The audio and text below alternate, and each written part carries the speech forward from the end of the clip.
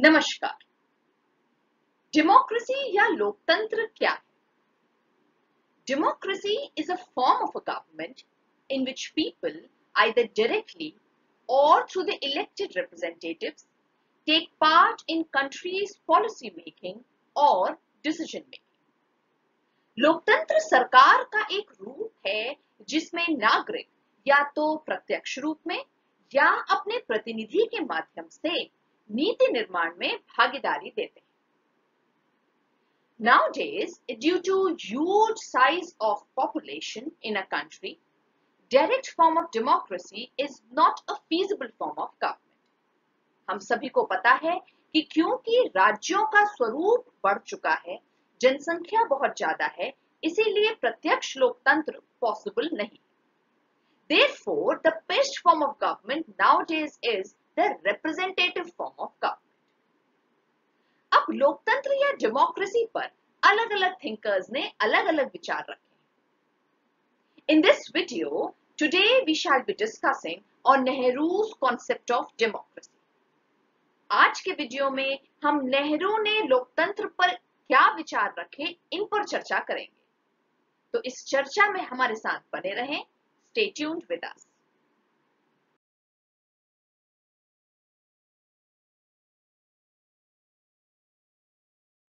In 1946, Jawaharlal Nehru presented the objective resolution in the Constituent Assembly.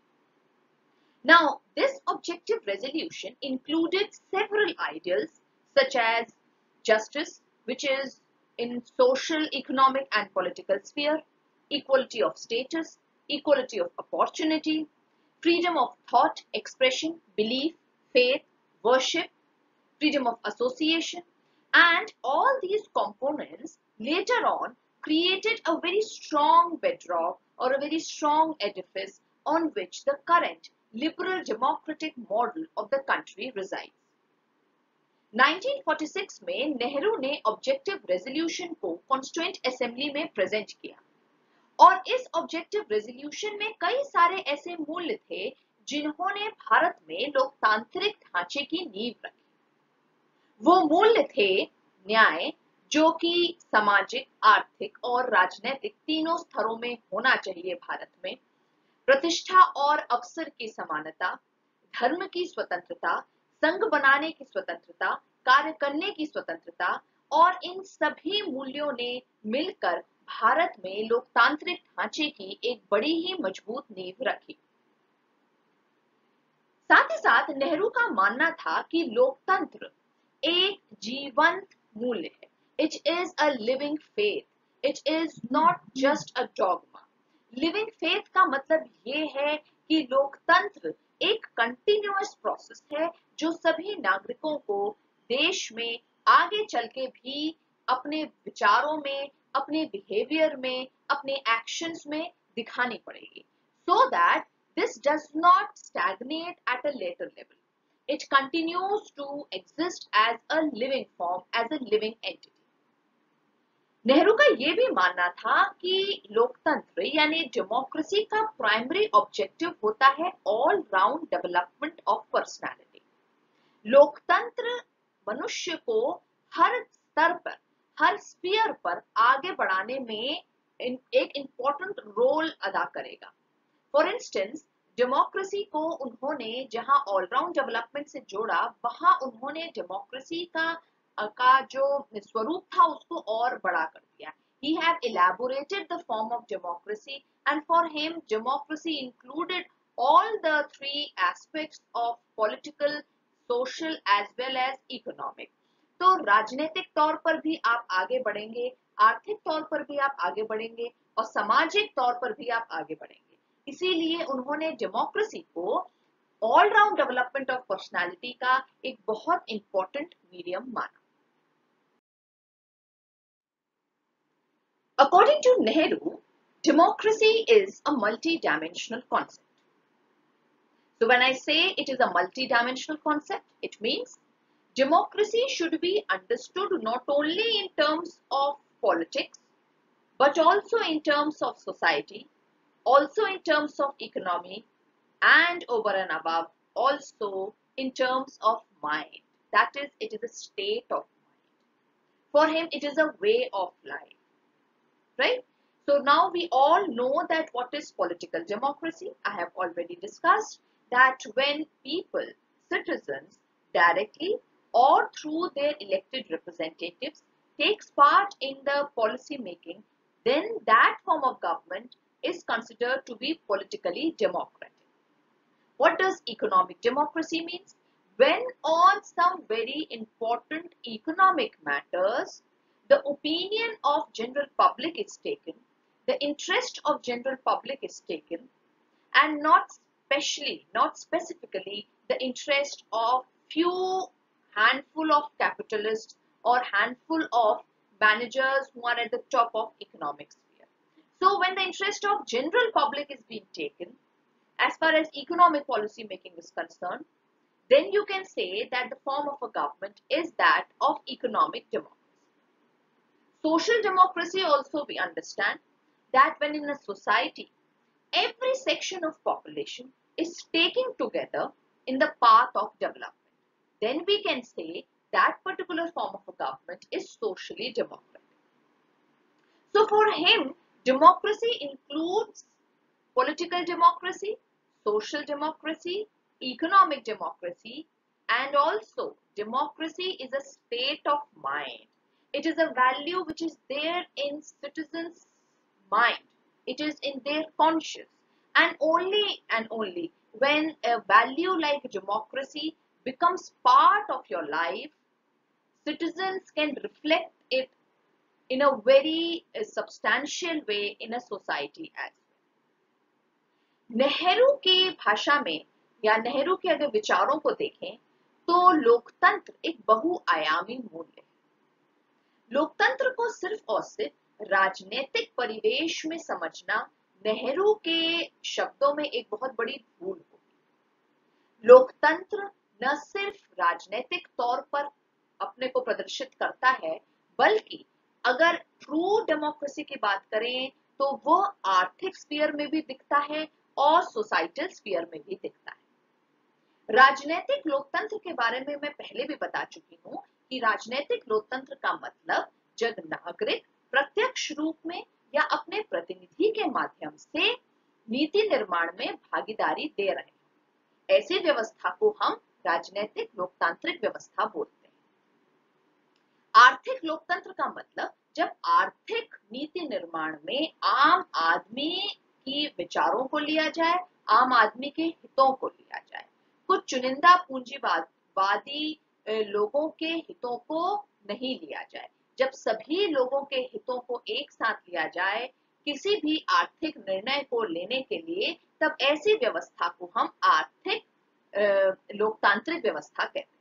इसी तरह सामाजिक लोकतंत्र क्या है? सामाजिक लोकतंत्र का मतलब जब समाज में रहने वाले सभी प्रकार के नागरिक को एक साथ लिया जाए और विकास के मार्ग में उन सबको सम्मिलित तौर पर एक तरह से in a very collective way when they are being taken forward, तो ऐसे सामाजिक व्यवस्था को हम सामाजिक लोकतांत्रिक व्यवस्था कहते हैं। लेकिन नेहरू की अगर शब्दों को मैं देखूं तो उनके अनुसार डेमोक्रेसी को सिर्फ पॉलिटिकल, इकोनॉमिक या सोशल स्फीयर में ही नहीं समझना चाहिए, वो एक मानसिक स्थिति भी है। हम जब अपनी आत्मा से लोकतांत्रिक हो जाएं, जब हम अंदर से हमारा कॉन्शियस, हमारी अंतरात्मा, हमारी चेतना जब लोकतांत्रिक होगी, तभी वो मूल्य हम समाज में रिफ्लेक्ट कर पाएंगे। only that value will get reflected in the society। और इसी वजह से नेहरू का ये भी मानना था कि डेमोक्रेसी एक वे ऑफ लाइफ है, ये जीने की एक कला है। किस तरह से हम जी रहे हैं लोकतांत्रिक तरीके से, वो कला ही लोकतंत्र है। That is, therefore, he considered democracy over and above anything and considered it as a way of life। आगे देखते हैं। नेहरू का यह भी मानना था कि democracy involves tolerance and acceptance। Now, what does tolerance mean? See, India is being considered as a land of diversity. We are very much diverse in terms of ethnicity, in terms of caste, in terms of linguistic preference, in terms of gender. Uh, So there is wide variety of diversity. Now the beauty of a democratic country like India is that there exists a sense of tolerance, right? Every individual, despite of the fact that they belong to different ethnicity or caste or linguistic preference or gender, every individual when tend to have a spirit of tolerance towards another, then only individual can come together and live in a democratic way. So tolerance is one of the fundamental requirement for creating a democratic society. Tolerance को हिंदी में हम कहते हैं सहिष्णुता। भारत में सहिष्णुता का इतिहास काफी पहले से देखा गया है और इसीलिए ये भी कहते हैं कि भारत में लोकतांत्रिक जो ट्रेडिशन है वो भी ऐसा नहीं था कि ब्रिटिशर्स के आने के बाद ही हुआ या पोस्ट इंडिपेंडेंस आया। हम बहुत पहले से लोकतांत्रिक व्यवस्था में रह रहे थे और उसका सीधा एग्जाम्पल यही है कि हम हमेशा से बहुत सहिष्णु रहे। We were always very tolerant. तो भारत में अलग अलग तरीके की लोग हैं, जिनकी जाति अलग है, जिनका खान पान अलग है, विचार अलग है, रहना सहने का तरीका अलग है, लेकिन वो सभी लोग इतने समय से एक साथ रह रहे हैं और इसीलिए सहिष्णुता यानी टॉलरेंस के साथ जब a group of people they stay together, तभी आप कह सकते हो कि वो व्यवस्था लोकतांत्रिक। एक दूसरा पॉइंट भी उन्होंने बोला है, टॉलरेंस अलोंग विथ एक्सेप्टेंस। सिर्फ टॉलरेट करना किसी एक इंडिविजुअल को who have different ethnicity or who have different lifestyle from you, just tolerating that person is not enough requirement for being in a democratic society. You also need to accept that person. ठीक है, तो जब आप आगे वाले की सभी diversity को न सिर्फ टॉलरेट करते हो बल्कि एक्सेप्ट भी कर लेते हो, then only you can say that you are staying in a democratic society. And the very fact कि इंडिया में टॉलरेंस और एक्सेप्टेंस का इतिहास बहुत पुराना रहा है, the history of tolerance and acceptance in India has been very old. This reflects the fact कि इंडियन कल्चर हमेशा से बड़ा डेमोक्रेटिक था और आगे भी हमको डेमोक्रेसी को इसी तरह इंडिया में और आगे डेवलप करना है।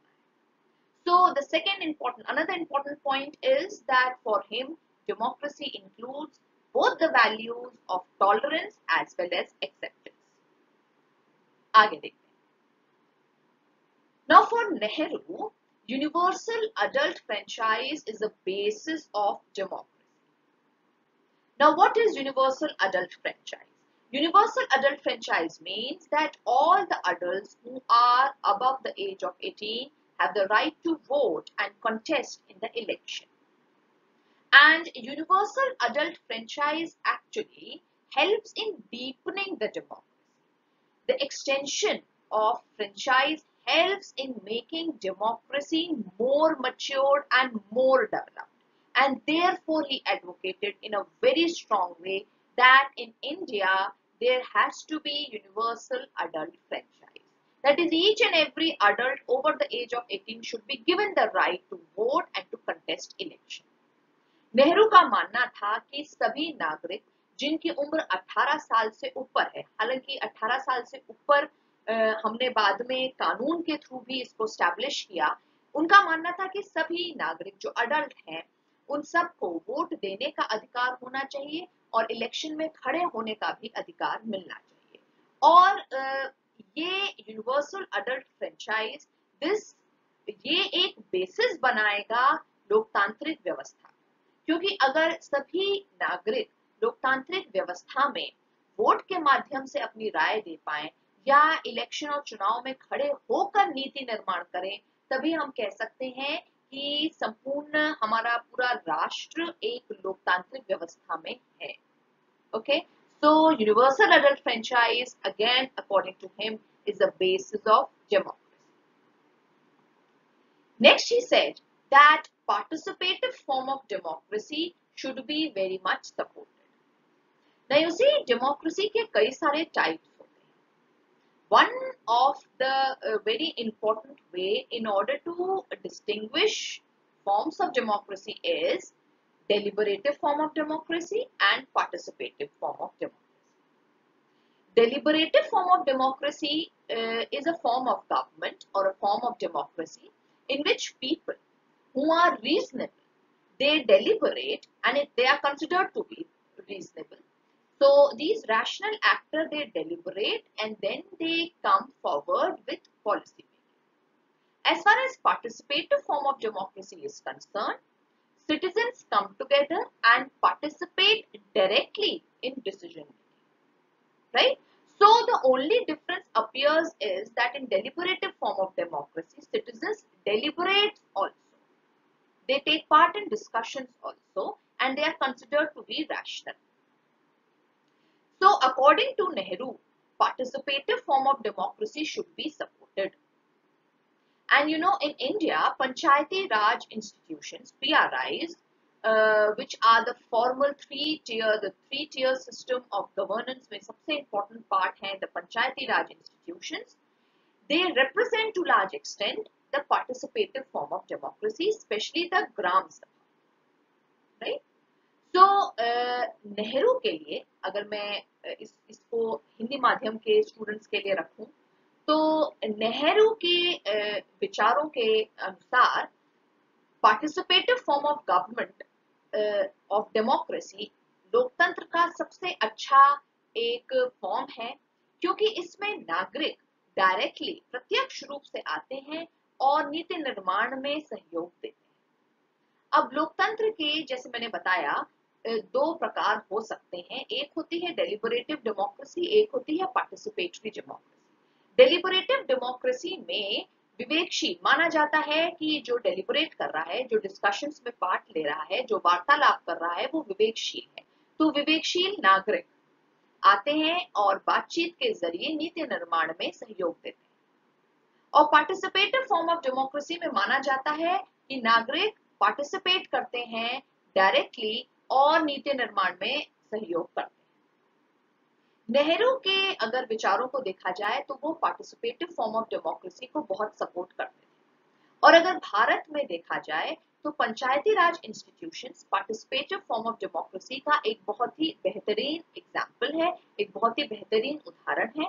जो और खासकर ग्राम सभा के स्तर पर जहां सभी अडल्ट जो गांव में रहते हैं वो डायरेक्टली ग्राम सभा के जरिए नीति निर्माण में सहयोग करते हैं. So another very important therefore aspect of Nehruvian concept of democracy is that he supported participatory form of democracy. Next, he gave importance to parliamentary system of democratic government. Now we all know that forms of the government can be divided into two categories. One is the presidential form of government, another is the parliamentary form of government. You know, the beauty of parliamentary form of government is that in a parliamentary form of government, apart from other differences and apart from other features, a parliamentary form of government is accountable. It is responsible, right? We all know that India has adopted parliamentary form of government and government is responsible to the parliament and if it is responsible to the parliament, this means it is responsible to the people of India. So there is some there is some account or some kind of accountability and responsibility of the government. Now when a government is accountable, when a government is responsible, this means that government will not make any policies which are arbitrary. They would not make any policies which would abridge the rights of the people, else the government would be removed. So because they would not do anything arbitrary, this means that democracy would be ensured. And therefore for him, another very important feature of democracy is that it includes a parliamentary system of government. Therefore he gave importance to parliamentary system of democratic government.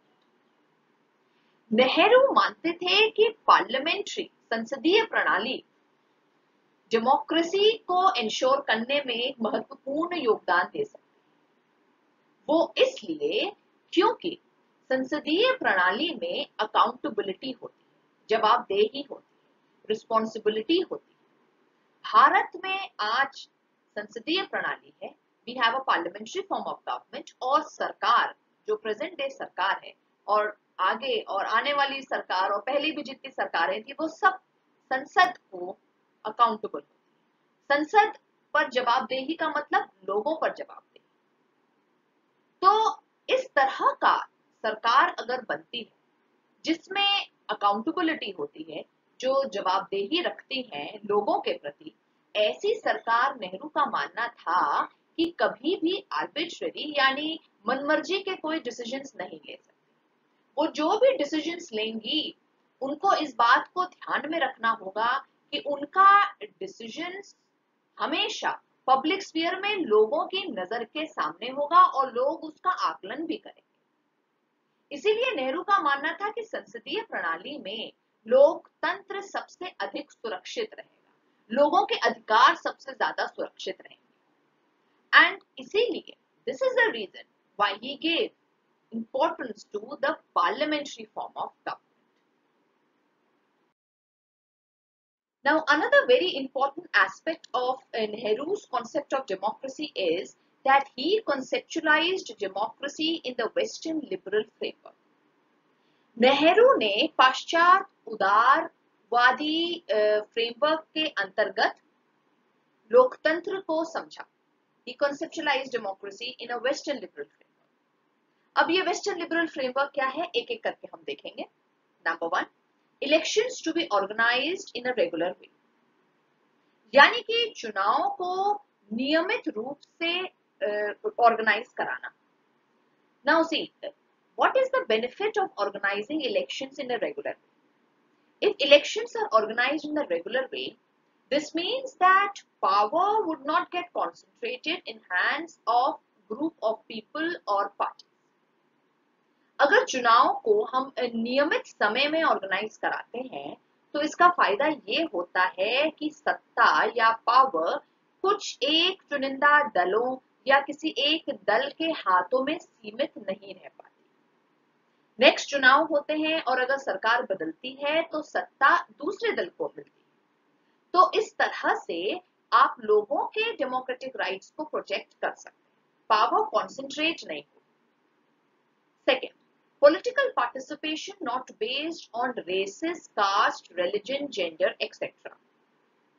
Now you see, this is one of the most important factor of political democracy, and this also means political equality.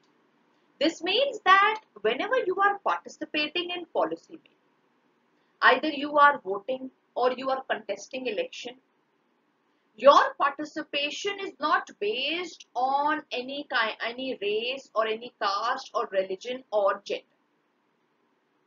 इसका मतलब राजनीतिक तौर पे जब आप भागीदारी दे रहे हैं, चाहे वोट करते हुए या चुनाव में लड़ते हुए, तो इससे कोई फर्क नहीं पड़ना चाहिए कि आप किस रेस को बिलोंग करते हैं या किस जाति को बिलोंग करते हैं या आपका रिलीजन क्या है या आपकी लिंग क्या है, आप स्त्री हैं या पुरुष हैं। Irrespective of the fact that you belong to any category, political participation should be equal to all. राजनीतिक तरीके से आप सब बराबर दिखने चाहिए, आप सबको बराबर मानना चाहिए। This is what political equality is all about. And political equality forms the basis of political democracy. राजनीतिक समानता ही राजनीतिक लोकतंत्र का बेस होता है। तो second important feature western liberal framework का यही है कि पॉलिटिकल पार्टिसिपेशन किसी भी कैटेगरी पर बेस्ड नहीं होता है। Third important is constitutionalism. Constitutionalism का मतलब होता है सीमित सरकार, limited government. So constitutionalism means that the government is being limited by the constitution of that country or the laws of that country. सीमित सरकार का मतलब कि सरकार बाधित है, यानी सरकार को हमने लिमिट कर रखा है उस कंट्री के संविधान से या उस कंट्री में बनाए गए नियमों से। तो इस तरह की सरकार, सीमित सरकार, लिमिटेड गवर्नमेंट, इस तरह की सरकार डेमोक्रेसी को इंश्योर और ज्यादा करेगी, क्योंकि within the framework of laws, the government would not be allowed to do any act which could abridge citizens' right. नियमों के अंतर्गत वो सरकार ऐसा कोई नियम नहीं बनाएगी जो नागरिकों के लोकतांत्रिक अधिकारों की अवहेलना करे। Therefore, constitutionalism is another very important feature of a Western liberal framework of democracy. Next is representative government. Now, representative government means that when people elect their representatives and these representatives then take part in the policy making, right? So, प्रतिनिधित्व सरकार का क्या मतलब है? जब आप अपने प्रतिनिधि को चुनते हैं और वो प्रतिनिधि नीति निर्माण में सहयोग देते हैं। So, representative government, as I told you before, is one of the most feasible form of government. आज के परिवेश में जहां देश की जनसंख्या इतनी ज्यादा है, representative government सबसे सही विकल्प है। Therefore, this form of government is one of the most important feature of Western liberal model, और इस मॉडल को नेहरू भी सपोर्ट करते हैं। Next is majority. Majority rule मतलब बहुमत का राज। Majority rule means that one who wins the majority of the votes is being declared the winner. यानी कि कोई भी दल या कोई भी जो इलेक्शन लड़ रहा है, अगर उनको बहुमत से वोट मिल गए हैं तो वो विजेता घोषित कर दिए जाते हैं। So majority rule is another one of the most important feature of Western liberal framework. Next is sovereignty of the people. देखें, true democracy is a form of democracy or a form of a government where sovereignty lies with the people, where people are considered to be sovereign. एक कह सकते हैं कि अगर true democracy यानी अगर लोकतंत्र को बिल्कुल प्योर फॉर्म में देखें तो वो एक ऐसी व्यवस्था होगी जहां लोग संप्रभुत्व होंगे, where people are sovereign. And when people are sovereign, this means that they are free to take decisions of their own will. So, sovereignty of people therefore is another very important feature of a Western liberal model, और यही Western liberal model Nehru ने बहुत support किया। Next is rule of law. Rule of law का मतलब ये होता है कि किसी भी कंट्री, किसी भी देश के नियम सबसे important. The law of the nation is most important. No person is above these laws, right? तो ये laws सर्वोपरि है, नियम सर्वोपरि। और ये जो नियमों को जो सबसे सर्वोपरि रखा है, इसका फायदा क्या है? What is the benefit of making laws supreme, laws of the land supreme? तो इनका बेनिफिट ये है कि कोई भी सरकार आर्बिट्ररी वर्क नहीं कर सकती, मनमौजी तरीके से कोई सरकार राज नहीं करेगी। And all the laws and all the regulations which are being framed by the government would be within the broader framework of the laws of the land. And when the laws are being made, when the policies are being made in accordance with rule of law, then of course the individual rights are being protected. जब देश के कानून के अंतर्गत कोई नीति बनाई जाती है तो यह माना जाता है कि नागरिकों के अधिकारों की संरक्षण होगी। So therefore rule of law another is a very important basis of creating a true democracy. Next is freedom of expression, free and effective press, and right to dissent. See, the fundamental basis of a democratic system is that every citizen is being given the freedom to express himself or herself. Every person should be given the freedom to express their opinions, right? Press should be free as well as effective. You should have the right to publish your things in print media. So press should be free. They should always be given the right to dissent. Even if you disagree, then also you should be given the right to express yourself. एक अच्छा लोकतांत्रिक व्यवस्था वो व्यवस्था होती है जहां नागरिकों को अभिव्यक्ति की स्वतंत्रता दी जाती है।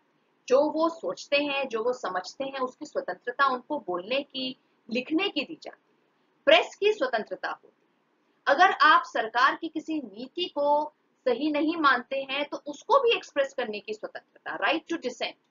तो ऐसी ऐसी स्वतंत्रता अगर किसी सिस्टम में दी जा रही है तो ही वो सिस्टम हम डेमोक्रेटिक मानेंगे, right? So only in those system where you have the freedom of expression, where you have free and effective press, where even you have the right to dissent, only those system could be considered democratic. And Nehru of course wanted this kind of system to be included in India. इसीलिए उन्होंने इस तरह की व्यवस्था का पुरजोर पूरे he to a large extent supported this kind of system. And the last important feature of a Western liberal framework which Nehru supported and even wanted to be included in India is liberty, equality, fraternity and social justice. Now you see, in a country where citizens are being given the freedom to express themselves, where citizens are given the freedom to practice any religion, if the citizens are given the freedom to move from one place to another, right? Only in that country you can say that citizens are enjoying democratic right in a true sense. In a country where every individual is equal in every sense, if every individual is being treated equally in public sphere, only in that country you can say that democracy exists. In a country where there is an atmosphere of fraternity, where there is an atmosphere of brotherhood, where there is existence of social justice, only in that country you can say that democracy in true form exists. And actually Nehru wanted these ideals to be included in independent India. Nehru मानते थे कि ऐसे देश में जहां पे स्वतंत्रता का अधिकार नागरिकों को मिले, जहां नागरिकों को अभिव्यक्ति करने की स्वतंत्रता मिले, जहां नागरिकों को वो कौन सा धर्म एंजॉय करना चाहते हैं उसकी स्वतंत्रता मिले, ऐसे देश को ही हम ट्रू सेंस में लोकतंत्र कह सकते हैं। नेहरू का मानना था कि एक लोकतांत्रिक देश वो देश होता है जहां सभी नागरिक समान हैं। वो किस जाति को बिलोंग करते हैं, वो किस रिलीजन को बिलोंग करते हैं, वो स्त्री हैं या पुरुष हैं, इससे कोई फर्क नहीं पड़ता, लेकिन उनको सरकार एक नजर से देखती। ऐसा समाज ही एक लोकतांत्रिक समाज है। नेहरू मानते थे कि ऐसा समाज जहां भाईचारा हो, फ्रेटर्निटी हो, प्रेम हो, सौहार्द हो, ऐसा समाज जहां सामाजिक न्याय हो, ऐसा ही समाज एक लोकतांत्रिक व्यवस्था को एक संपूर्ण तरीके से दर्शाता है। और वो ऐसा ही लोकतांत्रिक व्यवस्था भारत में स्वतंत्रता के बाद देखना चाहते थे। वो चाहते थे कि भारत में स्वतंत्रता मिले, समानता भी रहे, भाईचारा रहे, सौहार्दता रहे और सामाजिक न्याय रहे। So we can say that on basis, so there is a list of these important ideals which are the basis of a Western liberal framework of democracy. And actually Nehru wanted to have this form of democracy in India as well. Nehru इन्हीं मूल्यों के आधार पर भारत में लोकतांत्रिक व्यवस्था को रखना चाहते थे।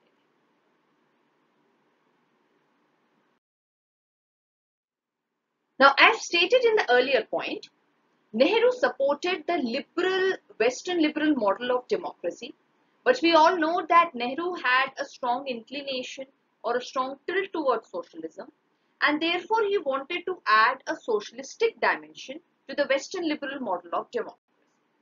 हमने अभी समझा कि किस तरह Nehru western liberal model of democracy को सपोर्ट करते थे, चाहते थे कि भारत में इस तरह की मॉडल ऑफ डेमोक्रेसी आए, लेकिन साथ ही साथ हम ये भी जानते हैं कि नेहरू का झुकाव समाजवाद की तरफ था और इसीलिए वो चाहते थे कि इस western liberal model of democracy में समाजवाद के कुछ गुणों को का समावेश हो. He wanted to amalgamate socialistic principles within Western liberal model. और इसका कारण ये था कि Nehru was strongly influenced by British Fabian socialism. तो ब्रिटिश फेबियन सोशलिज्म के इन्फ्लुएंस की वजह से he wanted this kind of amalgamation. British Fabian socialism is a form of socialism which talked about changes which are in form of reforms, which are not sudden, which are not revolutionary, rather they are gradual changes. तो धीरे धीरे सुधार लाना ही British Fabian socialism का main M था और वो इस ब्रिटिश फेबियन सोशलिज्म से काफी इन्फ्लुएंस थे. At theoretical level, if we talk about, therefore, we can say that Nehru tried to make a revision in the liberal democracy. He wanted to revise liberal democracy with the help of Marxist ideas so that they become more acceptable among the masses. वो चाहते थे कि समाजवादी भाव थोड़े उदारवादी principles, उदारवादी सिद्धांतों के अंदर लाए जाएं ताकि जो लोकतंत्र का जो स्वरूप वो लाना चाहते थे वो काफी ज्यादा इगैलिटेरियन हो, उसमें सभी तरह के लोग एक्सेप्टेबल हों, उसमें सभी प्रकार के लोगों का समावेश हो. So this was actually his entire perception of democracy. In other words, we can say that Nehru was committed to the philosophy of democratic socialism. Nehru democratic socialism की फिलॉसफी को मानते थे. अब डेमोक्रेटिक सोशलिज्म को समझने के पहले हमको ये समझना है कि डेमोक्रेसी के प्रिवेलिंग दो मॉडल्स थे. There were two prevailing models of democracy. पहला था द लिबरल डेमोक्रेटिक मॉडल और दूसरा था the Marxist model. Liberal democratic model was primarily based on the concept of liberty. जो लिबरल डेमोक्रेटिक मॉडल था वो स्वतंत्रता यानी लिबर्टी के सिद्धांत पे आधारित था. And the Marxist model gave more emphasis to the concept of equality. Marxist model समानता के सिद्धांत को ज्यादा महत्व देता था. अब उस समय जिस समय भारत आजाद हुआ, हम सबको पता है कि पूरा विश्व दो ब्रॉड कैंप्स में डिवाइड था और नेहरू की अगुवाई में बाकी और न्यूली इंडिपेंडेंट कंट्रीज ने एक साथ होकर एक थर्ड कैंप क्रिएट किया जिसको नॉन अलाइन्ड मूवमेंट के नाम से भी माना जाता है. तो इसी दिशा में नेहरू और बाकी लीडर्स ने एक थर्ड मॉडल ऑफ डेमोक्रेसी की भी बात करी और ये थर्ड मॉडल ऑफ डेमोक्रेसी ना तो प्योरली लिबरल थी और ना ही प्योरली मार्क्सिस्ट. यानी ना तो ये थर्ड मॉडल ऑफ डेमोक्रेसी ये लोकतंत्र का जो तीसरा मॉडल था ना तो ये पूरी तरह सिर्फ और सिर्फ स्वतंत्रता को इंपॉर्टेंस देता था और ना ही ये सिर्फ और सिर्फ समानता को इंपॉर्टेंस देता था. This third model of democracy amalgamated both the two models in a very beautiful way. इसने इन दोनों ही मॉडल्स को एक साथ amalgamate किया. लिबरल डेमोक्रेटिक मॉडल जो कि लिबर्टी को इंपॉर्टेंस देता है और मार्क्सिस्ट मॉडल जो कि इक्वालिटी को इंपॉर्टेंस देता है, इन दोनों मॉडल्स को फ्यूज किया गया और एक डेमोक्रेटिक सोशलिज्म का कॉन्सेप्ट निकल के आया. डेमोक्रेटिक सोशलिज्म मतलब एक ऐसी व्यवस्था जिसमें डेमोक्रेसी यानी कि स्वतंत्रता के साथ साथ सोशलिज्म यानी समानता का भी गुण रहेगा. यानी ऐसे समाज में मनुष्य न सिर्फ स्वतंत्र होंगे बल्कि समान भी. So this kind of democratic socialism actually Nehru wanted to imply in India post independence. Now along with this, Nehru also argued about the fusion of political and economic democracy. Now I am quoting one of the very important statement of Nehru in a seminar on parliamentary democracy on 25th February 1956. So in this seminar he said that political democracy by itself is not enough, except that it may be used to obtain a gradually increasing measure of economic democracy, equality, and the spread of good things of life to others and removal of gross inequality. इसका मतलब नेहरू मानते थे कि सिर्फ और सिर्फ राजनीतिक तौर में अगर आप लोकतांत्रिक हैं तो वो एक सच्ची लोकतांत्रिक व्यवस्था नहीं है। अगर लोकतंत्र लाना है तो लोकतंत्र सिर्फ राजनीतिक आयाम में नहीं बल्कि आर्थिक आयामों में भी लाना है। Democracy, if you want to infuse true democracy in a society, democracy has to be established not only at political level but also at economic level.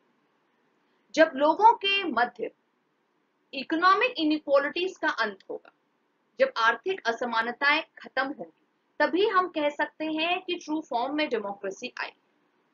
So this is another very important aspect that he gave importance not only to political democracy but also to economic democracy.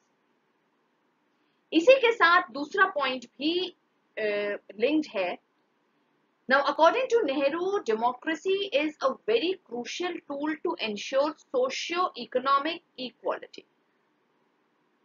Nehru मानते थे कि लोकतंत्र के through ही, लोकतंत्र के माध्यम से ही हम समाज में सामाजिक और आर्थिक समानता भी ला सकते हैं, क्योंकि उनका मानना था कि लोकतंत्र एक समान समाज में ही फंक्शनल हो सकता है। Democracy can function only in an equal society. इसीलिए अगर लोकतंत्र लाना है तो समाज में सोशियो इकोनॉमिक इक्वालिटी को लाना भी जरूरी है।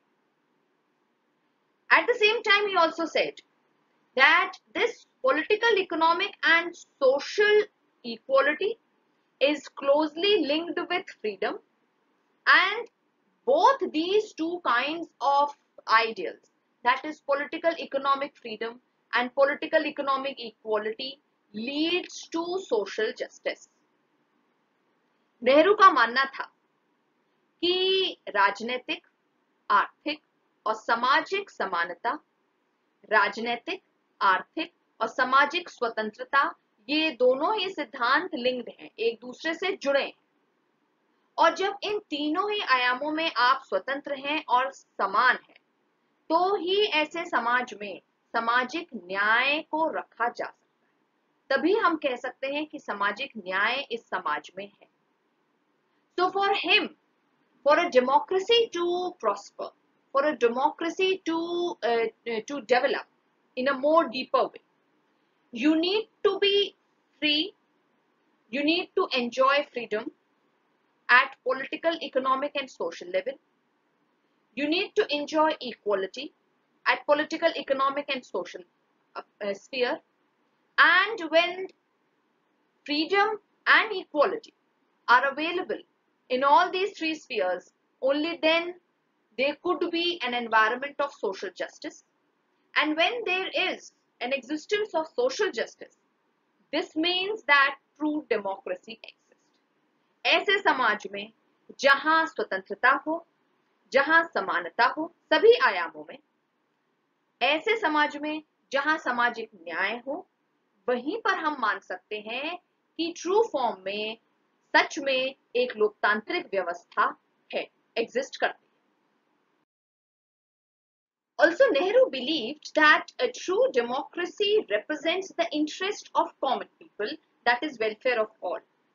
यानी नेहरू मानते थे कि एक सच्ची लोकतांत्रिक व्यवस्था वो व्यवस्था है जहां सभी लोगों के हितों को रिप्रेजेंट किया जाए, जहां सभी लोगों के हितों को इंपॉर्टेंस दी जाए, जहां सभी का कल्याण। Another very important aspect of his concept of democracy is that he believed in the piousness of means and end. That is, according to Nehru, good means would lead to good ends. And in this regard, his views are very much similar to Gandhi also. Nehru मानते थे कि means यानी जरिया और ends यानी गोल, यानी किसी भी चीज को, किसी गोल को हासिल करने का जो जरिया है, जो मीन्स है, उसका भी उतना ही अच्छा होना, उसका भी उतना ही पवित्र होना इम्पोर्टेंट है जितना उस गोल का। नेहरू मानते थे कि अगर मीन्स किसी चीज को पाने की अगर जरिया सही है तो गोल ऑटोमेटिकली जस्ट होगा। If the means for achieving one particular thing is correct, then ends would automatically be correct. और इसी दिशा में हम ये भी कह सकते हैं कि उनके विचार गांधी जी से बहुत मिलते थे, क्योंकि गांधी जी भी यही मानते थे कि अगर मीन्स सही है तो एंड्स या गोल ऑटोमेटिकली सही होंगे। At the same time, Nehru even talked about democratic decentralization. वो लोकतांत्रिक विकेंद्रीकरण की भी बात करते हैं। Now I am quoting very important statement of Nehru when he was speaking at the inauguration of the three-tier panchayat system at Nagaur, Rajasthan on 2nd October 1959.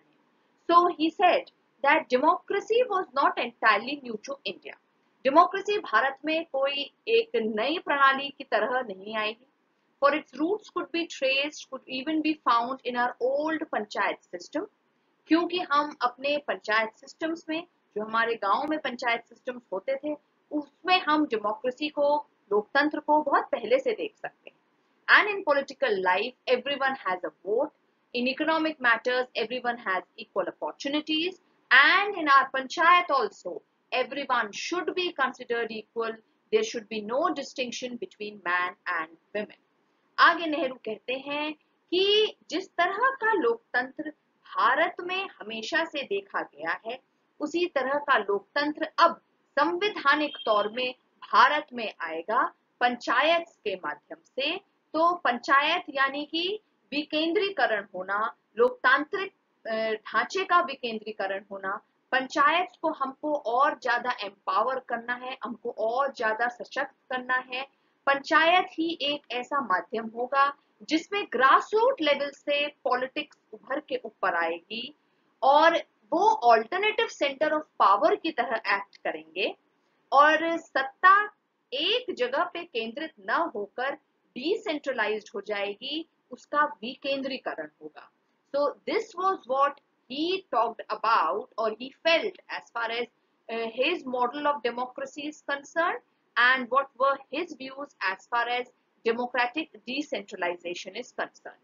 और नेहरू क्योंकि डेमोक्रेटिक डिसेंट्रलाइजेशन को इतनी इंपॉर्टेंस देते थे, इसीलिए पंचायत राज इंस्टीट्यूशंस की नींव भी रखी गई और पीआरआईज आज एट प्रेजेंट भारत में एक बहुत इंपॉर्टेंट थ्री टियर मैकेनिज्म की तरह स्थित है, जो कि लोगों के मध्य ग्रास रूट लेवल में पॉलिटिकल पार्टिसिपेशन को इंश्योर करने का बहुत जबरदस्त काम कर रहे हैं।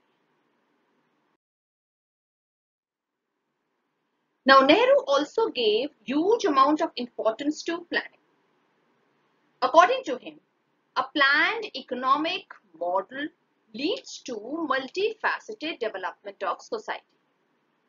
नेहरू ने योजना को बहुत इंपॉर्टेंस दी और वो मानते थे कि अगर योजनागत तरीके से अर्थव्यवस्था को देखा जाए तो उससे समाज का पूर्णतः विकास होना निश्चित है। Now in this regard, he gave huge importance to planning commission. हम जानते हैं कि आज प्लानिंग कमीशन को नीति आयोग द्वारा रिप्लेस कर दिया गया है, लेकिन तब प्लानिंग कमीशन को बहुत इंपॉर्टेंस दी गई। Now the main role of planning commission was to assess the resources of the country, the available resources of the country, and then to utilize them accordingly in the best possible way. Planning commission का नीति आयोग का आखिर भूमिका क्या थी?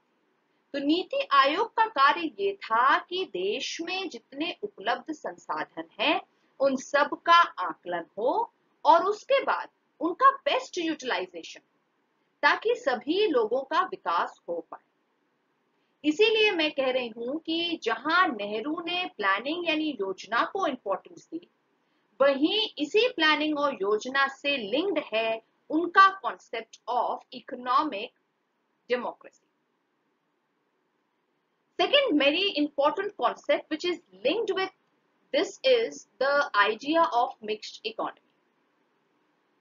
Now we all know that at the time when India got independence, the world was divided into strict two camps. One was represented by USA and another by erstwhile Soviet Union. जब देश आजाद हुआ तो हम सबको पता है कि वैश्विक स्तर पर काफी उथल-पुथल थी। विश्व दो कैंप्स में डिवाइडेड था, एक यूएसए और एक यूएस सोवियत यूनियन, जिसको अर्स्टवाइल सोवियत यूनियन कहना ज्यादा बेहतर होगा। उनके बीच पूरा का पूरा वर्ल्ड डिवाइडेड था। Now USA supported the capitalist model of production. USA पूंजीवाद को सपोर्ट करता था and erstwhile Soviet union represented and supported the socialist mode of production। जो erstwhile सोवियत यूनियन था वो समाजवाद को प्रोपोगेट करता था। Now India, along with the newly independent countries of Asia, Africa and Latin America, they tried to create a third bloc। India Bharat ने जितने और उस समय के नए इंडिपेंडेंट कंट्रीज थे, चाहे एशिया की हो या अफ्रीका की हो या लैटिन अमेरिका की हो, उन सब के साथ मिलकर एक थर्ड ब्लॉक बनाया। और फॉरेन पॉलिसी के लेवल में, at the level of foreign policy, इस थर्ड ब्लॉक ने नॉन अलाइंड मूवमेंट को जन्म दिया। They gave birth to the non aligned movement and at economic level they propounded this model of mixed economy। They adopted this model of mixed economy। अगर मैं आर्थिक स्तर की बात करूं तो उन्होंने मिश्रित अर्थव्यवस्था को अडॉप्ट किया। मतलब ये कि नेहरू न तो पूरी तरह पूंजीवाद को भारत में चाहते थे, न ही पूरी तरह समाजवाद को भारत में चाहते थे। Neither he wanted to adopt capitalist mode of production in totality in India, neither he wanted to adopt socialist mode of production in totality in India। क्योंकि वो मानते थे कि both the modes of production have their own demerits। दोनों ही modes of production की अपनी कुछ problems हैं। तो नेहरू ने मिक्स्ड मॉडल ऑफ इकोनॉमी को इंट्रोड्यूस किया भारत में। उन्होंने मिश्रित अर्थव्यवस्था को इंट्रोड्यूस किया और मिश्रित अर्थव्यवस्था के अंतर्गत उन्होंने ये कहा कि जितनी भी इंटेग्रल इंडस्ट्रीज हैं, जितनी भी इंपॉर्टेंट इंडस्ट्रीज हैं जो कि नेशनल इंटरेस्ट से लिंक्ड हैं, जो कि लोगों के हितों से लिंक्ड हैं, वो राज्य के अंदर होनी चाहिए। They should be kept with in the state ownership. So all the basic industries, all the integral sectors would be kept under state control। और उसके अलावा बाकी जितने सेक्टर्स हैं उन सबको प्राइवेट प्लेयर्स के लिए खोल देना चाहिए। Rest all the sectors should be open up for private players। So this was his model of mixed economy। अब देखें, this model of mixed economy therefore ensures that important resources are not concentrated in hands of few people। ये जो mixed economy का model है ये ensure करता है कि जितने भी इंपॉर्टेंट सेक्टर्स हैं जो लोगों के हितों से जुड़े हैं, जो राज्य के हितों से जुड़े हैं, वो कुछ लोगों के हाथ ना होके राज्य के कंट्रोल में हो, ताकि उनका सही यूटिलाइजेशन हो, ताकि उनका यूटिलाइजेशन सबके हितों के लिए हो। इसीलिए मैंने बोला कि his idea of planning and his idea of mixed economy is very much linked with his concept of economic democracy। उनके योजना का आइडिया हो या उनकी मिश्रित अर्थव्यवस्था का आइडिया हो, ये दोनों ही जो उनकी बातें थी, जो उनके विचार थे, वो बहुत क्लोजली लिंक्ड थे नेहरू के आइडिया ऑफ इकोनॉमिक डेमोक्रेसी से। नेहरू के आर्थिक लोकतंत्र के विचारों से ये बहुत मिले जुले थे। The next very important concept as far as his idea of democracy is concerned is protection to minority rights। Now, Nehru believed that in a society where minorities are given rights to express themselves, where minorities feel safe, where minorities feel free, only in those societies you can say that democracy exists in its true sense। Nehru का मानना था कि ऐसे समाज में जहां अल्पसंख्यकों को पूरी तरह स्वतंत्रता दी जाती हो, जहां अल्पसंख्यकों को अपनी बात अभिव्यक्ति करने की पूरी स्वतंत्रता हो, ऐसे ही समाज में हम कह सकते हैं कि लोकतंत्र ट्रू सेंस में एग्जिस्ट करता है। The last point is very important. Nehru favoured democracy based on competing political parties and this concept was completely opposed to the concept of partyless democracy which was propounded by M.N. Roy, Gandhi and Jayaprakash Narayan।